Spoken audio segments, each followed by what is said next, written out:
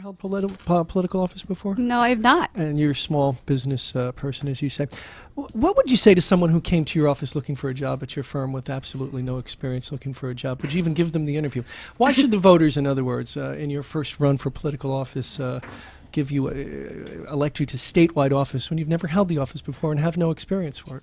Well, I think I do have some relevant experience for it. I've worked in government, and I have been on the other side of all those forms, so that I know exactly what a small business needs in terms of ease and in terms of access.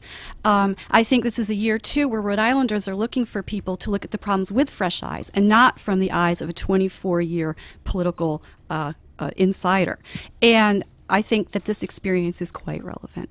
Mr. Secretary. I think experience is extremely important. I think a track record of accomplishments is very important. I look back on my last 4 years, and as I mentioned, we've taken campaign promises and made policies and programs which have made a difference. The 24-year insider, I mean, at the same time, I think as we debate here and talk about our experience, we also have to remember that there is a track record, and Catherine had the opportunity to be a Washington insider for 20 years, so there is some experience that she brings, but it is from Washington. When I bring experience here from Rhode Island, and I think what we've done in the past 4 years really talks volumes about what we'll do over the next 4. So if I had no experience, you would hire me for that job at your firm? I actually have hired people who've had no relevant experience, who are very smart, who are very committed, who have great ideas, and seem to have the right,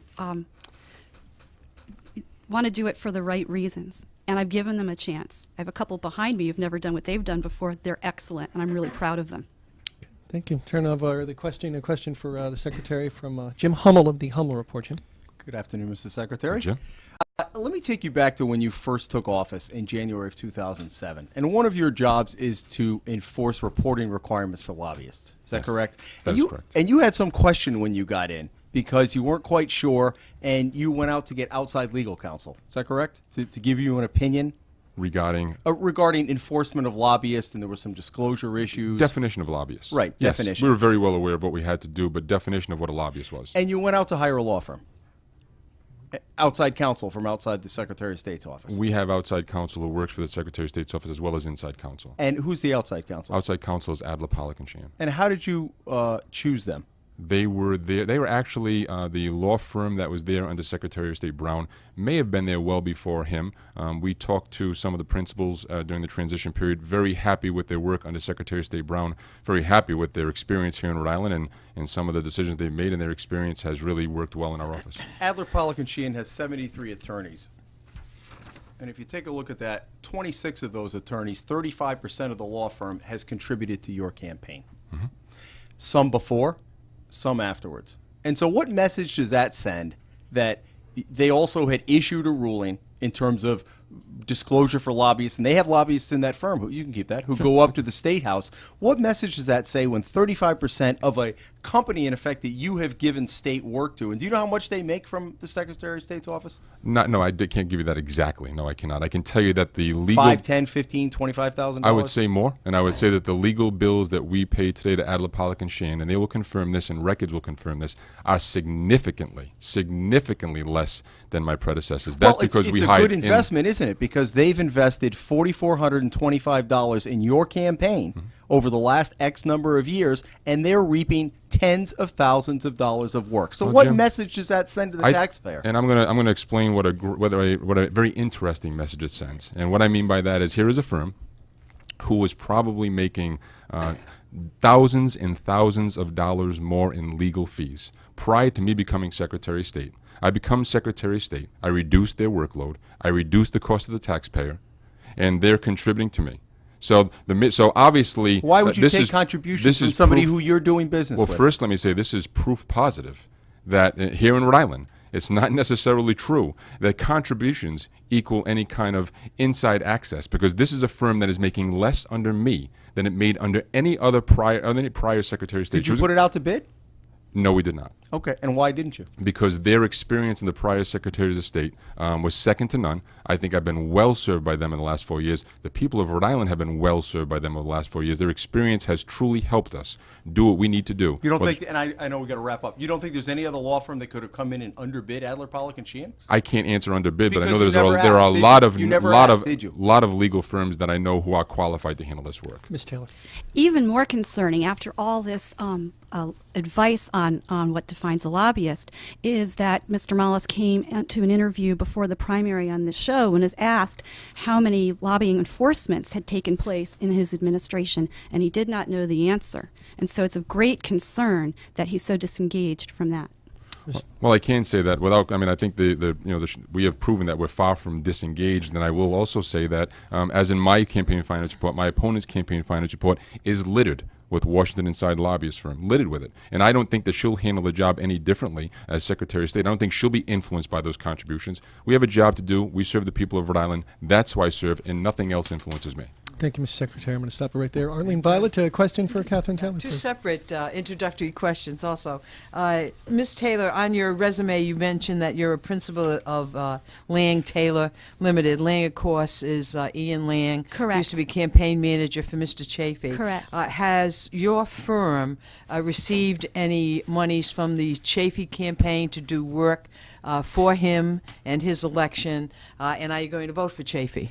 I have not received any money. Not you, the firm. The firm has not received any money. Ian left the firm to take a full-time job with one of our clients, the Providence Center, several months ago. I think he was hired maybe last year. So we've not done any campaign work at all since then.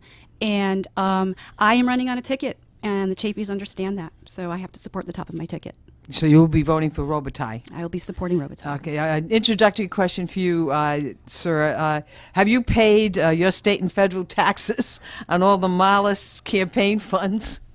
Any state and federal taxes that are appropriate and that are due, yes. What the law is very clear on is that you pay on any interest-bearing accounts, and we don't have interest-bearing accounts. Okay, thank you. All right, a question for Mr. Secretary. Mr. Secretary, some of the campaign ads that are running, radio ads on this radio station, depict you as a, I think the word was poster boy for politics as usual here in the state, bringing up you accepting money from people under FBI investigation, using your staff in your campaign. What are your thoughts? Are you the poster boy for politics as usual in Rhode Island? Absolutely not. Absolutely, absolutely not. And and again, you look at those ads, and it's ironic that the ad mentions an ethics violation, but yet Catherine has been very supportive of Governor Kucheri.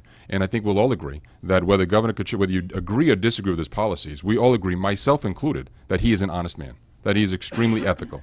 Yet here's a person who she has supported and contributed financially, who has been found guilty of 3 ethics violations, one identical to mine. So if sometimes it's very contradictory. Regretfully, it's politics as usual. I think the ad is politics as usual. Here we are, and we're in a campaign season where the future of Rhode Island is at stake. We're about to elect a governor, a lieutenant governor, a secretary of state, and what do we hear? Poster boy for politics as usual. Whose father got someone a job? Who didn't pay taxes on campaign finance reports? We need to talk about the issues that the people of Rhode Island are concerned with. It's more of a soap opera than it is an election. We need to talk about how are we going to fix Rhode Island? How are we going to create jobs? What will we do as Secretary of State to truly move forward? Without question, we can depict a lot of candidates as a lot of things. This candidate is not politics as usual. Ms. Taylor. Oh, I really disagree with that. And I also think the person who's the chief elections officer needs to be held to really a higher standard when it comes to following election law. And that's really where Rhode Islanders get so discouraged when they see the chief election officer breaching election laws. When emails are going out of his office, his official emails, within 120 days of an election containing still and video images of himself in clear violation of the law. And when I was standing outside my own polling place on primary day, and a car pulled up with 4 folks wearing Mollis 2010 badges and shirts, and one walked right into the polling place in complete violation of the 50-foot perimeter. That's the sort of politics as usual I'm talking about. That's not all right. This is the sort of thing that depresses turnout. Voters are discouraged because this is the sort of thing that goes on. Sounds like she still thinks you're the poster boy. Well, I can say that as far as my any supporters walking in with a T-shirt, I wish someone had told me of that. I'm not questioning Catherine. I find that hard to believe because of the very stringent directions we give them. But of course, if she saw it, I'll take her at her word. And I wish someone had said something to me, because that is not allowable. 50 feet is a very clear law, and you cannot exceed that 50 feet with any kind of paraphernalia, stickers, unless you're voting.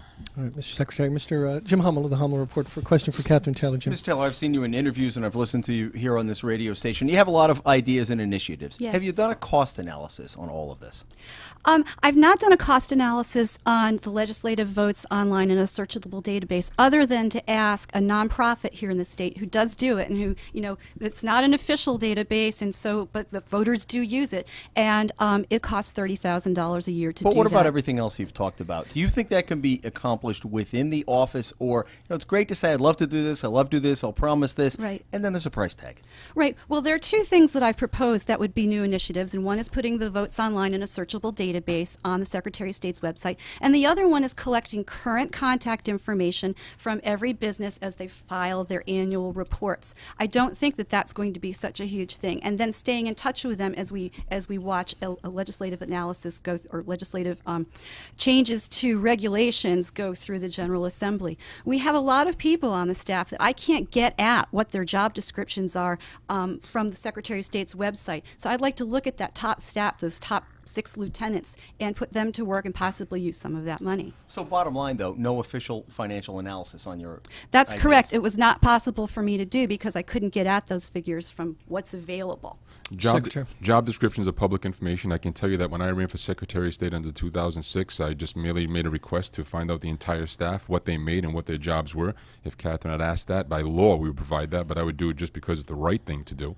So that information is readily available to Catherine at any time. Let me also say that, of course, we do a cost analysis on any program that we want to put forth. Some we've been able to put forth, some we've been able to have to take a step back. One is online voting of the General Assembly members, as Catherine and I both agree needs to be done. Regretfully, the only way to get that done in a cost-efficient manner is to get the General Assembly to cooperate and give us that information, because it's technologically available to them right now. We just have to put a link on our website. We need some leadership from the Secretary of State's office on that. Certainly the General Assembly has lots of money that they could be devoting to instantaneous online voting or reporting. They have this self-serving program called From the Gavel, which they pay a staff person $66,000 a year so that the members of the General Assembly can provide spin on their accomplishments, but we don't get the hard facts ourselves. So there's plenty of room there for budgetary availability. So, but in terms of the Secretary of State's... I'm going to stop you right Okay. there. Thank you.